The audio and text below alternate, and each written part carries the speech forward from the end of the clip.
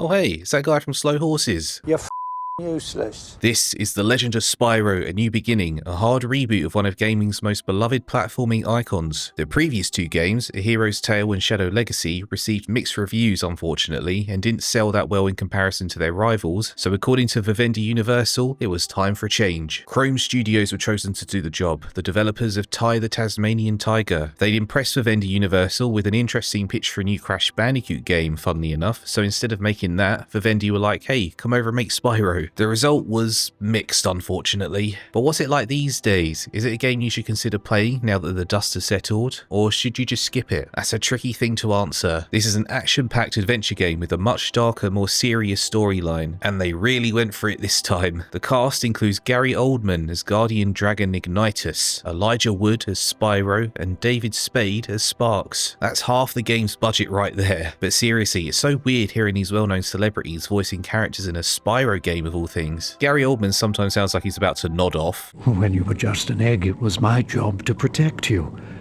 It was my job to protect all of you. But I think Elijah Wood did a great job. Too late for what? Who are you? Do you know me? Where do I come from? What are you?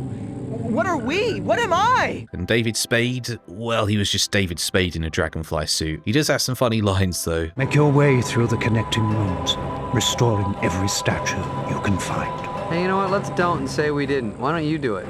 You want my help? Very well. Hop up. All right. The old guy's coming to life. The story is one of the main draws of A New Beginning. Hiring prominent Hollywood actors isn't something you do on a whim. There's actually an interview with Elijah Wood in the extras menu where he says that he loves story-based games, and he seemed to be genuinely excited about working on this, so I think that shows that they were taking it seriously. Let's take a look at the first cutscene. There's some commotion going on at a temple, and the dragon eggs inside are in danger. Ignitus grabs a purple egg, one that seems to have more importance than the others, and takes it far away. He then places it in a basket and pushes it into a river, hoping that it'll end up somewhere safe. Yeah, that's right, Spyro is Moses, and they weren't exactly being subtle about it. This is a chosen one story through and through, and one that would fit right at home on the silver screen. Oh, well, would you look at that? Anyway, Spyro ends up being taken in by a dragonfly couple who raise him as one of their own alongside their biological son, Sparx. As a result, Spyro believes he's a big purple dragonfly, very Tarzan coded. Okay, look, here's the thing with The Legend of Spyro. The plot is similar to fantasy stories you'd find elsewhere, like The Lord of the Rings, hello Frodo, but that doesn't mean it's bad. It's a tried and true formula that works well enough to appeal to kids and teenagers, which is who the game is targeted at. And I know that for a fact because I was a kid when this game came out back in 2006. I remember liking it enough to be theorizing about what would happen in the sequel along with other Spyro fans. There's actually a surprising amount of depth to the lore when you dig into it. But back to the plot. Spyro grows up with Sparx, but one day while playing a game of chase, Sparx is captured by some apes. Spyro taps into his innate power of flame breath to save his brother, which surprises both of them. When they get home safe and sound, the two dragonfly parents tell Spyro that he was adopted. So, you mean I'm not your real son? You are our real son. It's just that you came from somewhere else.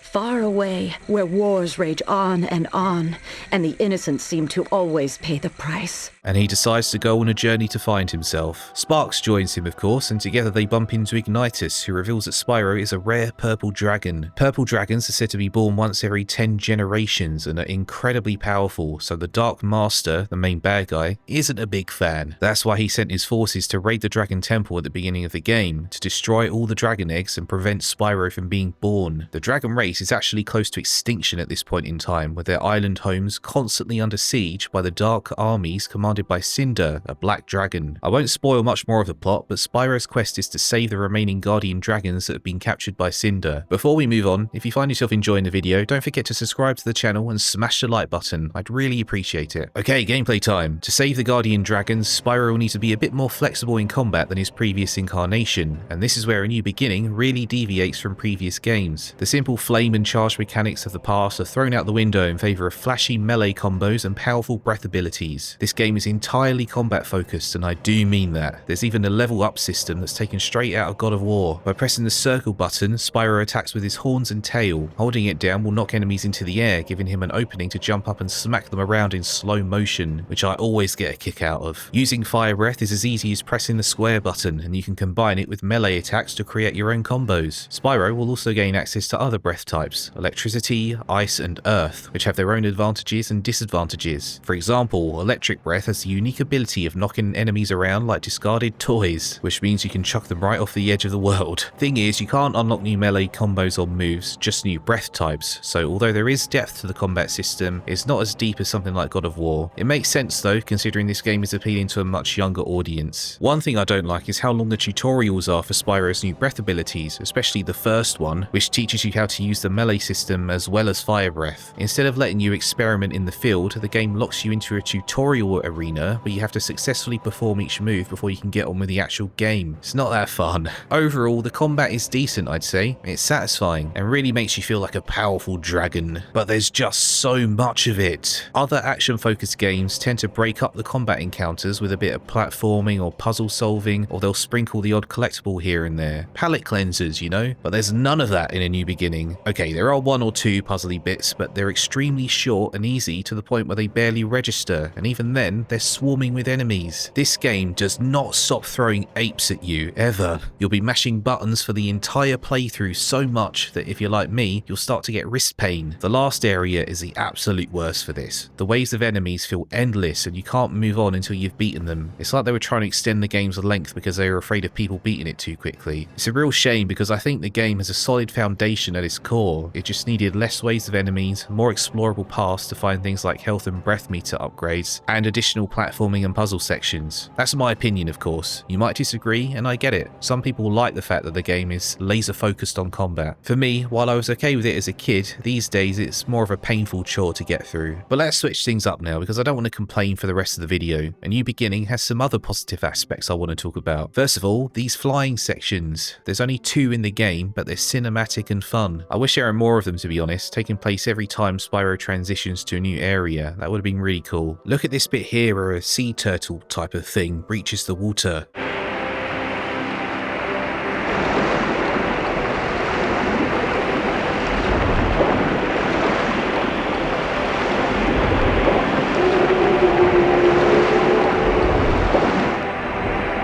It's such a beautiful moment, and contributing to that is the music, which is a high point not just for this game, but the entire trilogy. The main theme especially is magical, and when it kicks in, it elevates the whole scene. It gives the game an otherworldly charm that's so different to what came before, and working in tandem with the music are the visuals, which have been completely overhauled. Krome Studios never had the best model animations, and that's true here as well, but the art style is unique, and I think it looks good, especially when you emulate it at 4K resolution. And you know what's fun to see? Spyro and Sparx' relationship. Sparx has a bit of a meta, self-aware sense of humour in this game, following in the footsteps of a hero's tale, and while his lines don't always land, sometimes they do. He constantly teases Spyro, creating a fun dynamic that's shown off in occasional cutscenes scattered throughout the levels. You okay, buddy? Hey, listen, forget about those cracks I made about your fatness and your being purple and stupid and fat. Alright? Just get out of there, please, Spyro. Don't be dead.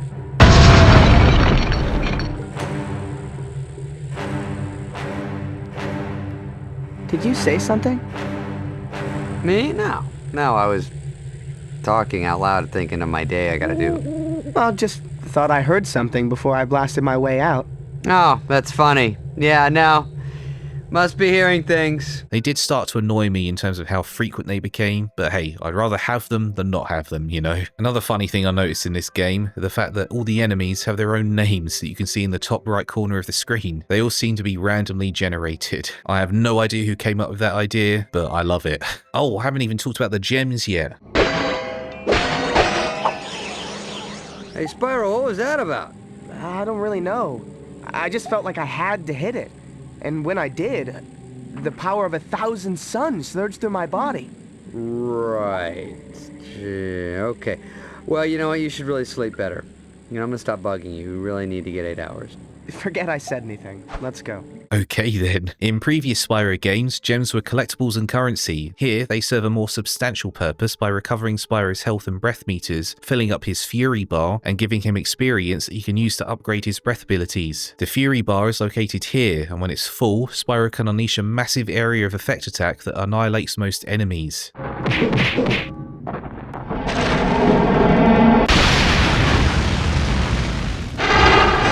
It it's awesome. Breaking these larger gems gives you a part refill of all gem types, so if you're desperate for some red gems to restore Spyro's health, break a large gem and you'll be fine. Not that you'll need red gems that much, because the game has a surprisingly forgiving checkpoint system. If Spyro falls in battle, he'll respawn instantly with the enemies he defeated still gone, so there are no consequences for losing health. Even boss fights with multiple health bars have checkpoints after each one has been depleted. Lastly, there's New Game Plus. You'll be able to play through the story again with all your breath upgrades unlocked, which is cool and quite cathartic. I also found out that I could skip cutscenes by pressing the L1 button, but I don't know if that's a thing you're able to do in the first playthrough or if it's just exclusive to New Game Plus. But either way, it's pretty handy because there are a lot of cutscenes in the game, and when you replay it, you'll probably just want to play the game. So, The Legend of Spyro: A New Beginning. Is it a good game nowadays, or is it just a mediocre experience? Well, it depends on what you're looking for. It does have a cool story, even if it's generic, but the combat is absolutely relentless. I don't like that, but you might. Different people have different tastes, and I think this is one of those cases where you just have to decide for yourself. At the end of the day, I think Krome Studios deserves some kudos for trying to give Spyro a new lease of life, with world building and lore that managed to win over a new generation of fans. Also, there's a volcano called Mount Boyzitbig, inhabited by moles called Man-We're-Smalls, and for some reason they're all French. 10 out of 10. And then the Eternal Night happened,